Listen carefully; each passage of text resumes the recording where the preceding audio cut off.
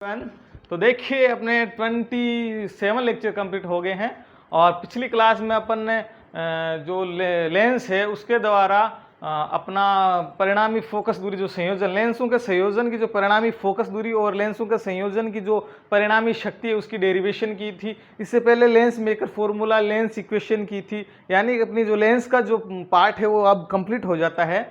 उसमें आपको कहीं भी कोई दिक्कत हो तो आप मुझे ज़रूर बताएं कमेंट बॉक्स में, उसको अपन सोल्व करेंगे। और आज का जो टॉपिक रहेगा वो 28 नंबर लेक्चर का रहेगा और उसका नाम है प्रिज्म।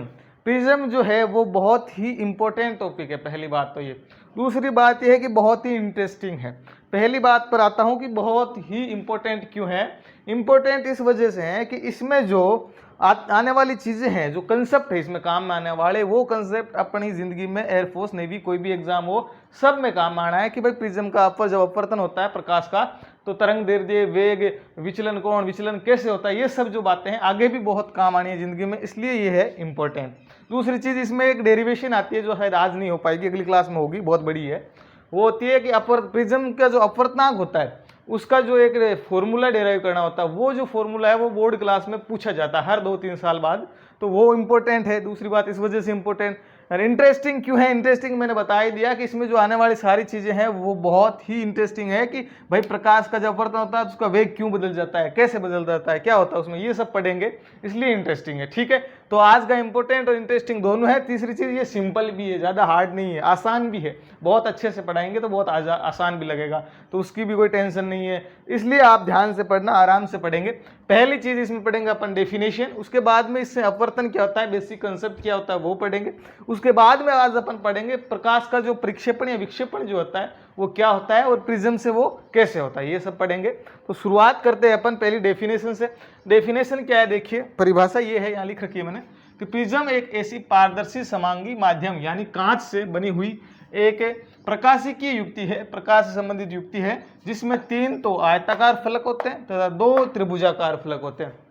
3 आयताकार 2 त्रिभुजाकार फलक होते हैं, आप समझ गए होंगे। जैसे आपको मैं डायग्राम से बताऊं पहले तो कि प्रिज्म जो है ऐसी प्रकाशिकीय युक्ति होती है जो कांच की बनी हुई होती है, जिसमें 3 जो ये देखो 3, ये 1, ये 2, 3 तो ऐसे आयताकार फलक होते हैं तथा आमने सामने 2 त्रिभुजाकार फलक होते हैं। देखिए आपको मैं बताऊं तो एक ऐसे बता देता हूं, मेरे पास प्रिज्म है नहीं, वैसे आपने देख रखा होगा 10th 12th कहीं भी पढ़ा है, बहुत पढ़ा है अपन ने।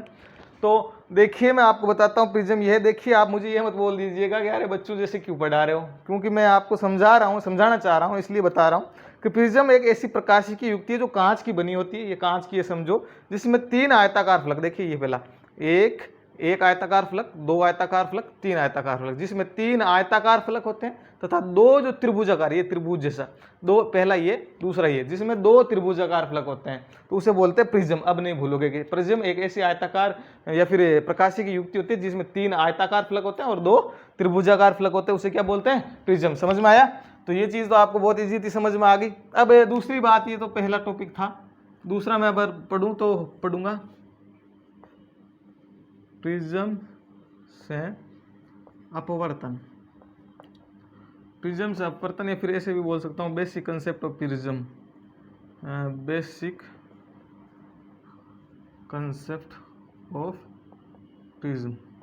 प्रिज्म का बेसिक कंसेप्ट बताऊंगा आपको, यानी कि जैसे अपवर्तन कैसे होता है, क्या होता है वो बताते हैं। तो देखिए प्रिज्म से अपवर्तन के लिए देखो आपको पता है कोई प्रकाश की किरण इस पर डालनी पड़ेगी।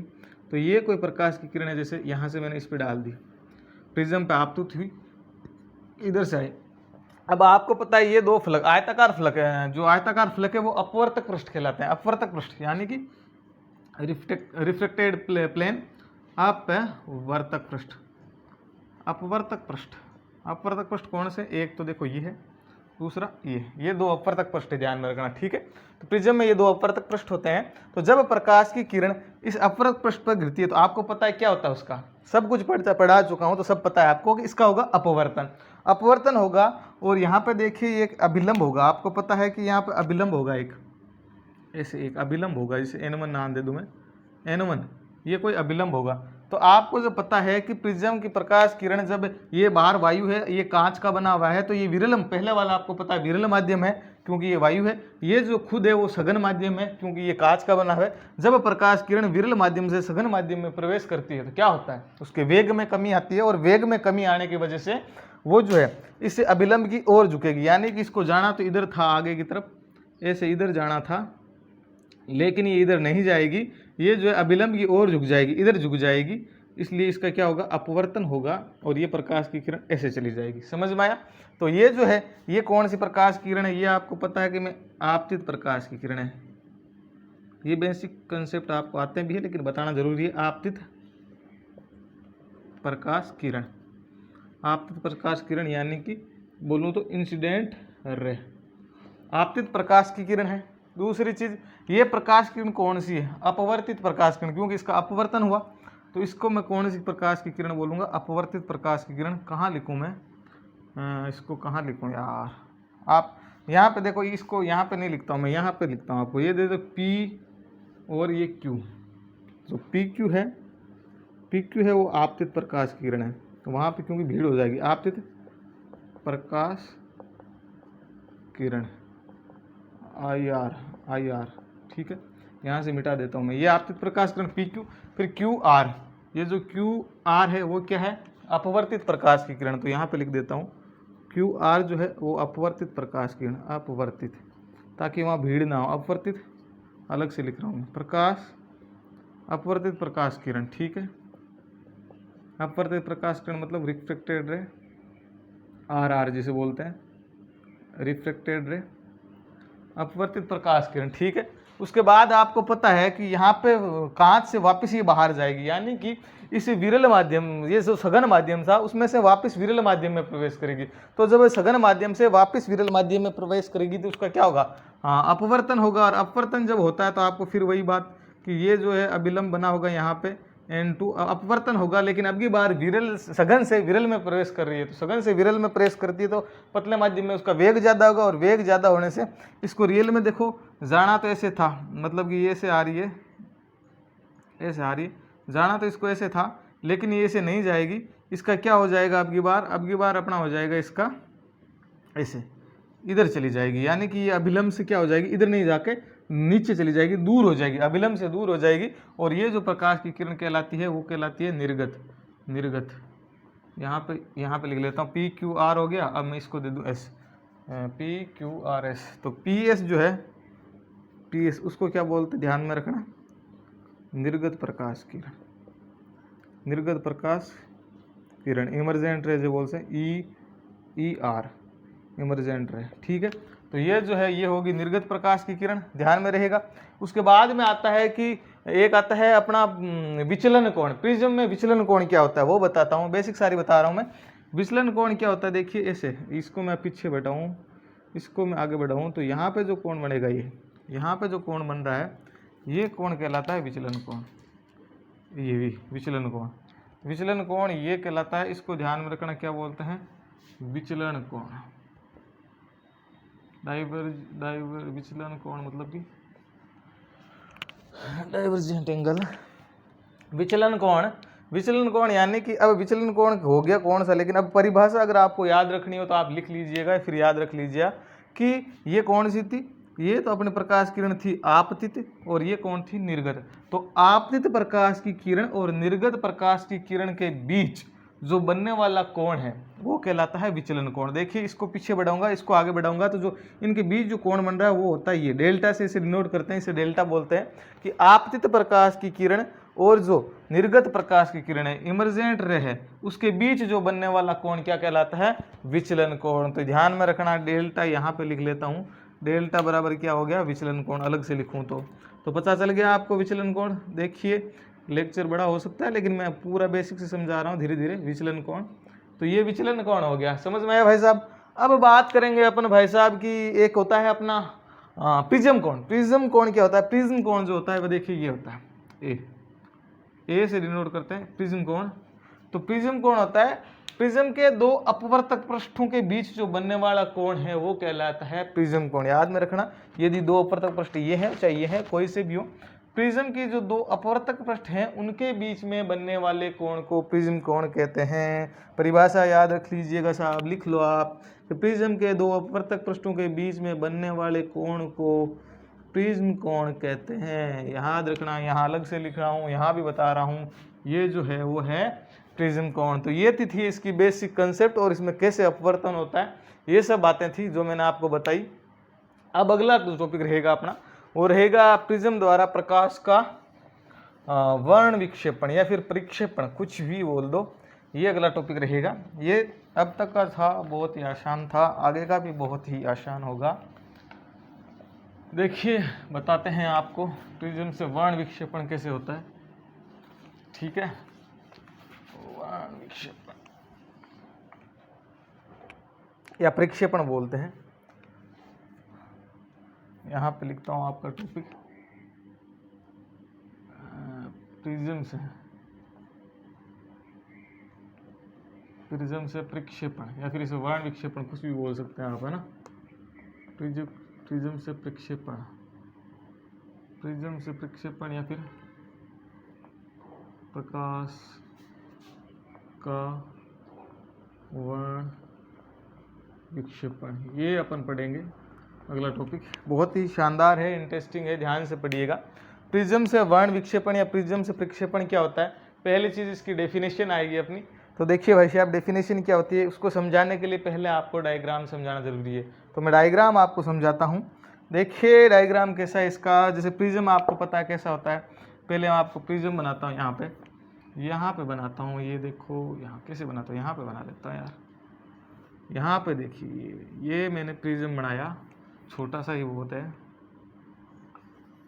ये अपना प्रिज्म होता है, कैसा होता है आपको पता है। ये 3 आयताकार फलक है और 2 त्रिभुजाकार प्रिज्म ये होता है। वर्ण विक्षेपण क्या होता है कि यहाँ पे पहले मैं डेरिवेशन लिखूँ। डेरिवेशन क्या, डेफिनेशन अगर हूँ, देखिए वीडियो लंबा हो जाएगा लेकिन लिखना जरूरी है। डेफिनेशन आपको लिख देता हूँ। प्रिज्म का वर्ण विक्षेपण या प्रिज्म के द्वारा प्रक्षेपण क्या होता है कि प्रिज्म द्वारा प्रकाश की किरण को, प्रिज्म द्वारा श्वेत प्रकाश किरण को वर्णों यानी 7 रंगों, वर्णों मतलब 7 रंगों में परिघटित, या फिर इसे बोल सकते हैं 7 रंगों में फैलाने, स्प्लिटिंग, फैलाने मतलब स्प्लिटिंग फैलाने की घटना को प्रकाश का विक्षेपण या फिर परिक्षेपण कहते हैं, विक्षेपण कहते हैं। ये हो गई डेफिनेशन। ये डेफिनेशन आप ध्यान में रखना कि श्वेत प्रकाश को प्रिज्म द्वारा 7 रंगों में स्प्लिटिंग मतलब कि दूर दूर 7 रंगों में बांटने की जो घटना है उसे बोलते हैं प्रकाश का वर्ण विक्षेपण। लेकिन ध्यान रहे आपको मैं समझाऊं तो कैसे होता है वर्ण विक्षेपण, बता देता हूं कि देखिए यहाँ से देखिए, मान लीजिए ये श्वेत प्रकाश है, ये क्या है, ये अपना आपतित श्वेत प्रकाश। देखिए आराम से पढ़ रहे अपन, चाहे बड़ा हो जाए वीडियो। आपतित श्वेत प्रकाश जब प्रिज्म पर आपतित होगा तो इसका आपको पता है यहाँ पे अपवर्तन होगा। अपवर्तन होने के बाद ये निर्गत होगा। तो निर्गत होते टाइम ध्यान में रखना, जब प्रकाश जो है इससे निर्गत होता है अपने अगले फ्लक से, तो ये 7 रंगों में विभाजित हो जाता है, ऐसे 7 भागों में। वैसे बड़े बड़े 7 रंगों में होता है, वैसे तो बहुत सारे रंगों का ये जो है विभाजित, बहुत सारे रंगों का ये पार्ट होते हैं, लेकिन बड़े जो मेजर अपने रंग होते हैं, कलर होते हैं, वो 7 होते हैं। तो 1 2 3 4 5 6 और एक इनके बीच बना लेता हूँ 7 रंगों में। तो ध्यान में रखना कि आपतित प्रकाश की किरण, श्वेत प्रकाश की किरण को इन 7 रंगों में फैलाने की जो घटना है उसे बोलते हैं प्रकाश का वर्ण विक्षेपण या परिक्षेपण। आई परिभाषा समझ में, कोई दिक्कत नहीं? दिक्कत। अब देखो वो 7 रंग कौन कौन से आते हैं। पहली बात तो हो गई 7 रंगों, अब बात आती है दूसरी, 7 रंग कौन कौन से। तो भाई साहब देखिए 7 रंग कौन कौन से हैं, वो आते हैं एक ना फॉर्मूला क्या याद रखने का एक तरीके से बताता हूँ क्या होता है। वो होते हैं विबिग्योर से, VIBGYOR,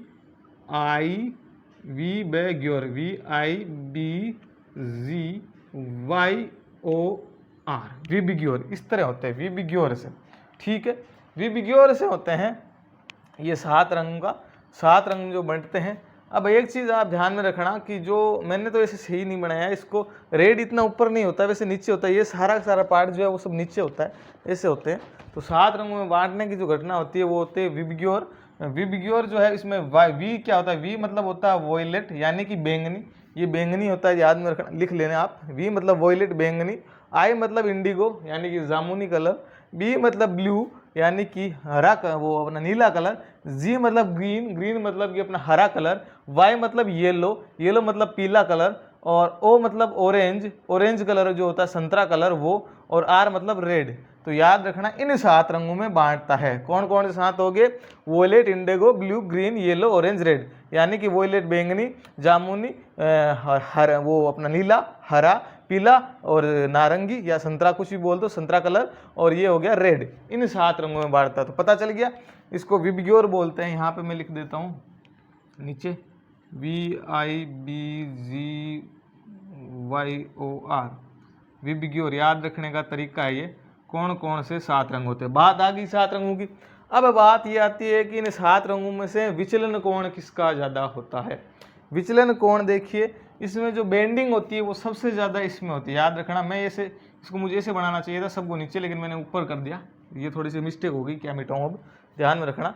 ऐसे 7 रंगों मानते हैं, लेकिन जो बेंडिंग होती है वो सबसे ज़्यादा, विचलन जो होता है सबसे ज़्यादा किस में होता है। यहाँ पे मैं अब बेसिक कंसेप्ट लिखता हूँ, बेसिक कंसेप्टों पे प्रक्षेपण क्या बोलते पता नहीं,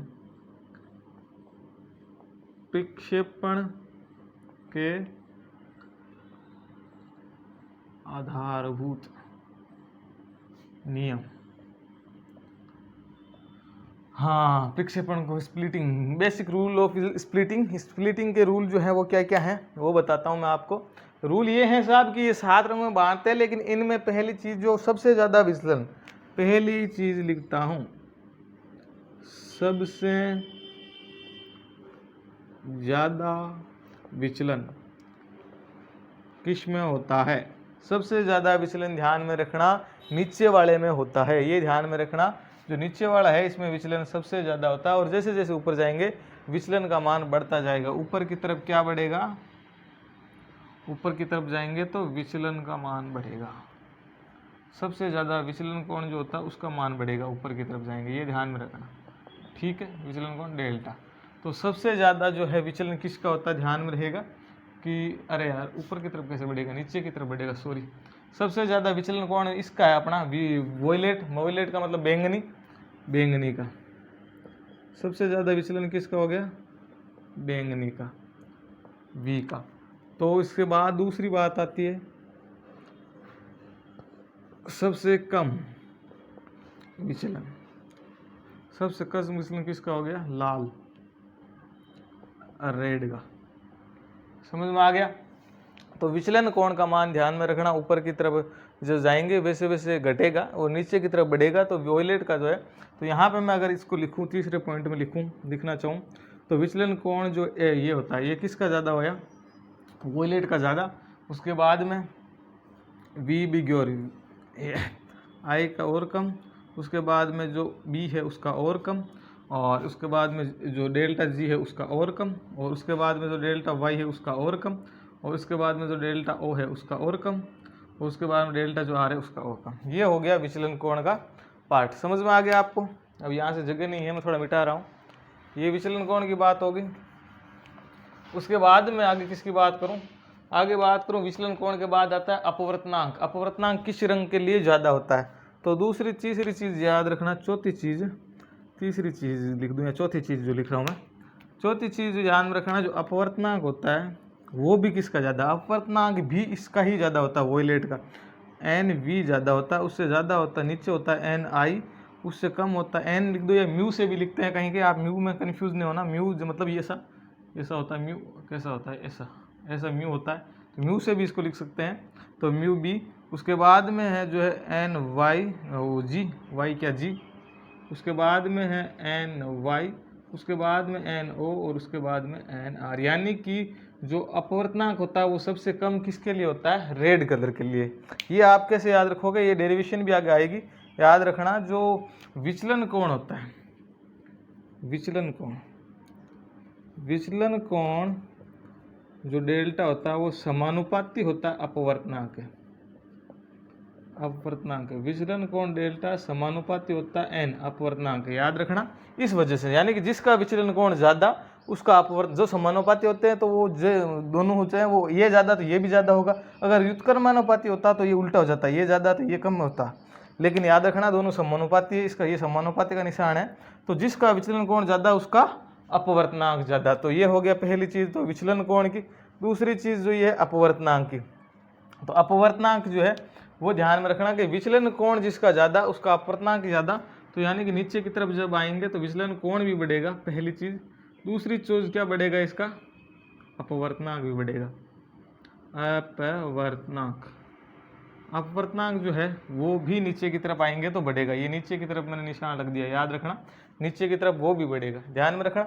उसके बाद में अगली बात करता हूं मैं, अपवर्तनांक का था ये क्या था अपवर्तनांक, ये जो चौथा था ये किसका था। अपवर्तनांक के बाद में अपन बात करें तो किसकी बात करें, वेग की। पांचवी बात मैं करूंगा वेग की। वेग की मैं बात करूंगा तो ध्यान में रखना वेग जो है वो किसका ज्यादा होता है, वेग जो है रेड का सबसे ज्यादा होता है, क्योंकि इसका विचलन कम होता है, सबसे कम मतलब फटाफट निकल जाता है। जो धीरे चलेगा उसका विचलन ज्यादा होगा। तो याद में रखना रेड का जो है वेग सबसे ज्यादा होता है और वी का जो वॉयलेट है उसका कम होता है। इसका मतलब क्या होगा कि वेग जो है वो ऊपर की तरफ बढ़ेगा और नीचे की तरफ घटेगा। नीचे की तरफ ये जो है विचलन कोण, ये ध्यान में रखना नीचे की तरफ जो है बढ़ेंगे।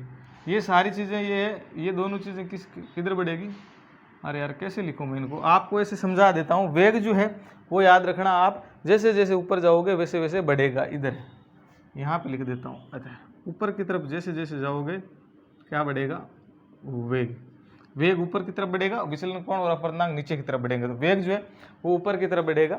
और क्यों बढ़ेगा उसका भी कारण बता देता हूँ। उसका कारण ऐसे बता देता हूँ, देखिए यहाँ पे पहले मैं आपको लिख देता हूँ। वेग जो है सबसे ज़्यादा किसका रहेगा, ऊपर वाले का, क्योंकि ऊपर की तरफ बढ़ रहा है तो सबसे ज़्यादा ऊपर वाले का रहेगा। ऊपर क्या है रेड, तो वी आर का सबसे ज़्यादा रहेगा, उसके बाद में वी ओ रहेगा, उसके बाद में वी वाई रहेगा, उसके बाद में वी जी रहेगा, उसके बाद में वी बी रहेगा, उसके बाद में वी आई रहेगा और उसके बाद में वी अपना रहेगा वॉयलेट वी वॉयलेट, मतलब इसका। तो इसमें पता चल गया कि अगर आपको पूछ ले कि कोई प्रकाश का अपवर्तन होता है तो सबसे ज़्यादा वेग किसका होता है, तो सबसे ज़्यादा रेड का होता है, उसके बाद ऑरेंज का होता है, उसके बाद में येलो का होता है, उसके बाद में ब्लू, और सबसे कम किसका होता है, बैंगनी का। ये चीज़ आप ध्यान में रखना। लेकिन क्यों होता है ऐसा वो भी बता देता हूँ। अगर बात आ जाए कि क्यों होता है तो यहाँ पे मैं इसका एक्सप्लेनेशन देता हूँ आपको कि देखिए आपको पता होना चाहिए कि जो अपवर्तनांक होता है, अपवर्तनांक क्या है, एन बराबर होता है सी बाई वी, एन बराबर होता है सी बाई वी। तो सी बाई वी मतलब जिसका जो है अपवर्तनांक ज़्यादा उसका वेग कम, और जिसका वेग ज़्यादा उसका अपवर्तनांक ज़्यादा।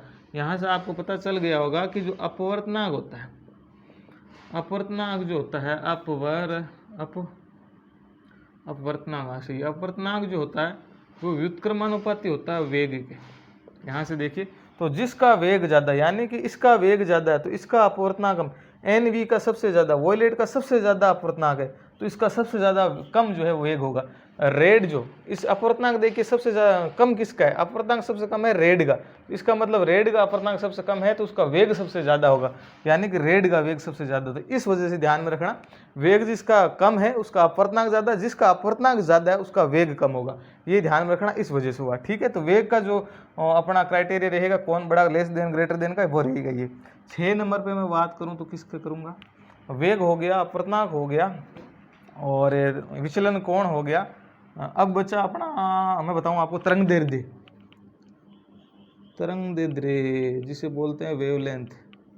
तरंगदैर्ध्य का जो रहेगा वो कैसे रहेगा, तरंगदैर्ध्य ध्यान रखना जैसा वेग है वैसा ही तरंगदैर्ध्य का होगा। बाद में बताऊंगा क्यों होगा, पहले मैं लिख लेता हूँ। यानी कि जैसा सबसे ज़्यादा जो तरंगदैर्ध्य होता है याद रखना लाल का होता है, जो ये है। यहाँ पर देखिए वेग भी बढ़ेगा, दूसरी चीज़ ये भी ध्यान रखना क्या बढ़ेगा, तरंगदैर्ध्य याद रखना, तरंगदैर्ध्य भी बढ़ेगा और वेग भी बढ़ेगा। लेकिन जो तरंगदैर्ध्य का मैं अगर कॉम्बिनेशन लिखूं तो देखिए जिसमें रेड का वेग ज़्यादा तो इसका तरंगदैर्ध्य भी ज़्यादा होगा, यानी कि लेमडा क्या हो रहा है, आर ज़्यादा, उसके बाद में लेमडा ओ कम, उसके बाद में लेमडा ये लेमडा ओ के बाद में वाई आ रहा है, और ये वाई, उसके बाद में जो आ रहा है वो आ रहा है लेमडा जी, उसके बाद में लेमडा बी, और उसके बाद में लेमडा आई, और उसके बाद में लेमडा वी। याद रखना कि तरंगदैर्ध्य सबसे ज़्यादा किसका हुआ, ऊपर की तरफ बढ़ रहा है तो ऊपर जो तरंगदैर्ध्य सबसे ज़्यादा लाल का हुआ और सबसे कम किसका होगा, वॉयलेट का। इन बीच वालों का बीच में रहेगा। इस तरह भी याद रख सकते हो, इस तरह भी याद रख सकते हो। बात आती है क्यों होगा, क्यों होगा, बात आती है क्यों, और क्यों का एक्सप्लेनेशन मैं यहाँ दे सकता हूँ आपको।